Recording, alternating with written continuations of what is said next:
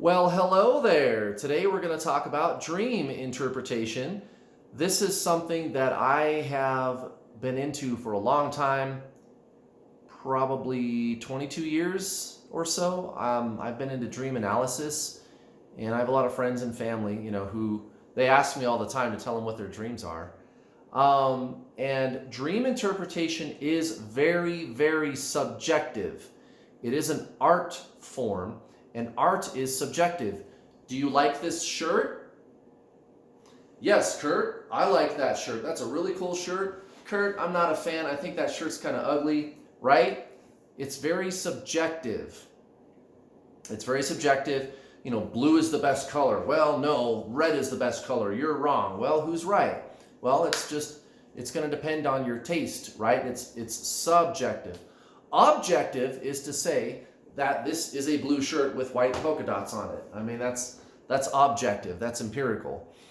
So dream interpretation, again, very subjective. It is an art form. I will give you guidelines that you can follow, but you have to understand that dream interpretation is going to take, it's like any other talent. It's something that you practice and you get good at over time, right? And I'll give you some tools. So the first thing that you need to understand about dreams is that ordinarily dreams are telling you things that are already happening in your subconscious. That's almost always what a dream is. If you have what is called a lucid dream, the lucid dream might be telling you something that's going to happen. And listen to what I just said carefully. A lucid dream might be telling you something that's going to happen. And how would you know if it is or isn't? Well, that's what they call intuition. If you want to develop your intuition, go to my playlists menu and look for the playlist called The True Spiritual Journey. There's a couple of videos on there. One of them's called What is the Self? And then another one is called How to Have a Spiritual Awakening. And that's really going to be the primary mover to help you develop what is called intuition. Intuition is actually where you are just being the true self that you are. It's not where there is a you that gets in touch with your true self, because that would mean that there are two of you. You cannot get in touch with yourself. And people say it like that all the time, and that can be very confusing because there's not two of you.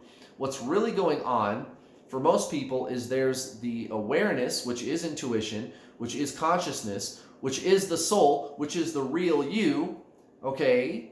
And then there's the personality ego, right? And that's where it can be confusing. You have to know which one is in operation, and it's really easy. If you watch my channel long enough, you'll figure it out. Just go watch those two videos that I just told you about if you want to get more information about that, like right away, how to tell the difference between those two things. So anyway, so you're just going to have to know. You're going to have to be spiritually advanced. You're going to have a good spiritual foundation, right? Like a lot of spiritual stamina. You have, I guess you could say, developed this intuition over time to be able to tell if a lucid dream is telling you if what you're seeing is something that is going to happen, or if it's just a very sharp, very vivid dream that you're having and it's not really making a prediction about future events, right? And a lucid dream is exactly that. It's a very vivid dream. It's like it really happened, and you wake up and you're like, whoa, that was so realistic. Wow. And what happens a lot of the time in lucid dreams also is you take over the dream. You know how most dreams, you're in the dream, but things seem to just happen to you and you don't really seem to have control over yourself. You're just going through the motions of the dream. In a lucid dream, often what happens is you actually are like aware of what's going on in the dream as you're dreaming it, controlling what's happening in the dream, controlling yourself in the dream. And it's very realistic, very vivid, a lucid dream. You can't miss it. if you have a lucid dream. So that's lucid dreams.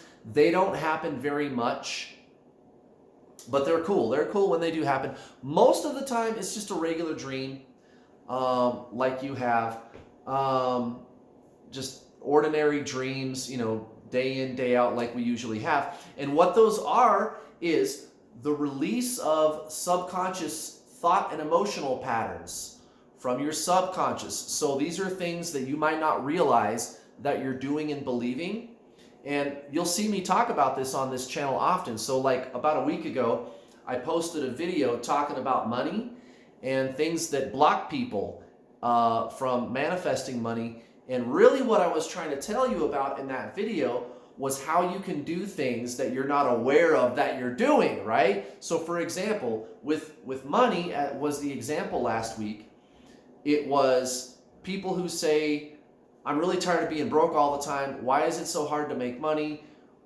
Why is life so difficult? Why is it so hard to get my bills paid? I'm really tired of being broke. And then next thing, they turn around and they say, oh, you're bad for making money. Money is bad, bad, bad. Money is unethical. It's immoral. You're bad for trying to make money. Money is evil, bad, dirty. And then they can't figure out why they're broke all the time.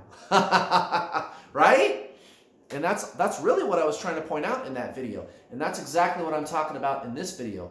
Whether it's money, your health and well-being, whether it's love and romance, whatever it is you want, your subconscious is going to tell you what your real beliefs are. That's what's cool about dream interpretation and paying attention to that, is really what dreams are doing is telling you something that's already there. It's not really trying to tell you something that's going to happen unless it's a lucid dream, like I said, and then it's still a maybe, and you would need to have the spiritual stamina, the intuition to know the difference. But an ordinary dream, it's just a release of thought or emotional subconscious patterns. Pay attention to them, because your dreams are going to tell you stuff about you that you might not be consciously aware of.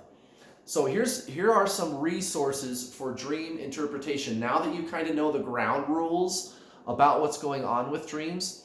So the first one is, what do I make out of these dream symbols? Well, this is where, like, what do the symbols mean, right? What does it mean? And it doesn't mean what you think it does. It almost always doesn't mean what you think it does. Dream symbols are, again, this is what I said, was very subjective. It's like art, okay? It's like a talent that you practice, you hone this craft, and it's like art. It's subjective, okay? But there are guidelines. And actually, there's even a couple of online dream dictionaries. Just go to like Google search engine or Yandex or whatever, and type in dream dictionary. And there's one, it's a really good one called Dream Moods. Dream Moods. And it's pretty accurate and comprehensive too. It's very, very good. Dictionary of dream symbolism. But here's the thing. Even the best dream dictionary isn't going to be 100% accurate for you. It might be 90% accurate or 95% accurate. But again, this is subjective. So you might see general symbols in your dream that are repeating and do match whatever's in the dictionary. And if they do, you're going to know it. You're going to read what's in the dream dictionary and you're going to go, yeah, I know that's got to be it, right? But then there might be some other symbols that don't quite make sense to you, just a couple, every once in a while. And you're going to know that it doesn't quite fit whatever dictionary definition you're being given on the online dictionary. And there's lots of them, not just dream moods. You can find different ones on the internet. Pick the one you like. There's books you can go get from the library, or just go buy a book about dream symbolism.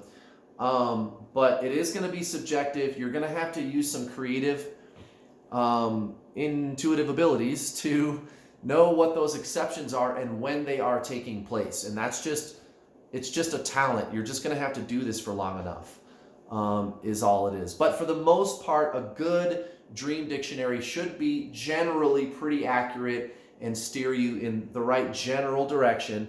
And you'll kind of get the knack after a while. It's like any other talent or skill.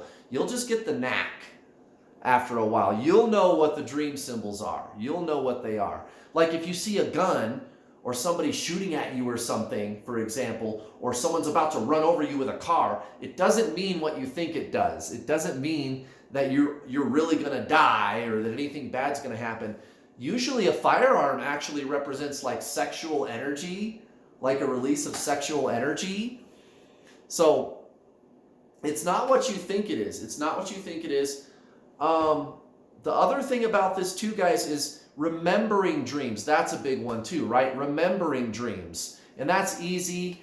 You can set an alarm on your phone, and I put like a big crumpled up sticky note or something, like a big piece of paper, and I stick it on top of my phone so that when I go to grab my phone, I feel the big wad of paper, and it reminds me I have to try to go back to bed and lay there and try to remember what I just dreamt. But you need that reminder like right when you wake up.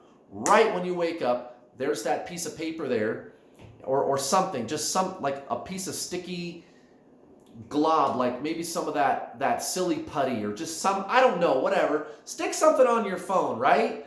To remind you when you're like, you're just waking up, and you reach over and you grab the phone and you're like, oh yeah, I gotta remember my dream. It'll just trigger you. Just do something to remind yourself, right? Like right when you wake up.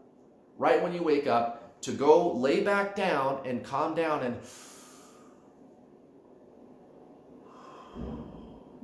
try to remember your dream. And don't force it.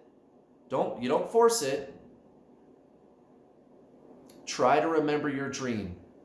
Try to remember your dream. Do that for several nights. You'll get better at it. Write them down. Start to learn about your subconscious patterns. All they're doing is telling you things about you that you might not consciously realize, things that are already going on. But that is useful information. It can kind of help you figure out what your blocks are, what's holding you back in life, what are my real beliefs about things. So pay attention to them. It is a very useful tool. Thank you very much for watching, guys. More videos to come. I'll see you next time.